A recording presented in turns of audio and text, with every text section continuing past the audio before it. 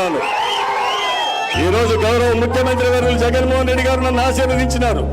వారు ఆదేశించినారు 2024 సార్వత్రిక ఎన్నికల్లో గిద్దలూరు నుండి నువ్వే పోటీ చేయి రాంబాబు అని చెప్పడం జరిగింది. వారి ఆదేశాలను శిరసావహిస్తున్నా ఎన్ని ఒడిదుడుకులు ఎదురైనా ఆస్తులు మొత్తం ఇంకా ఉన్నగాడికి అమ్మేనా కట్టుబట్టలతో ముందుకొచ్చేనా నీకు సేవ చేస్తాను. నీకు సేవ చేసేదానికి నేను ఎల్లవేళలా సిద్ధంగా ఉన్నాను.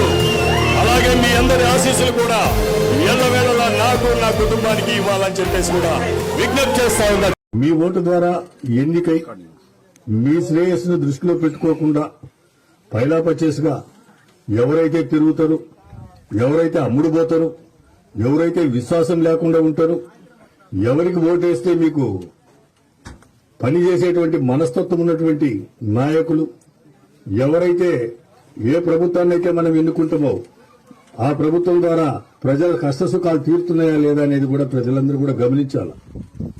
ఇంత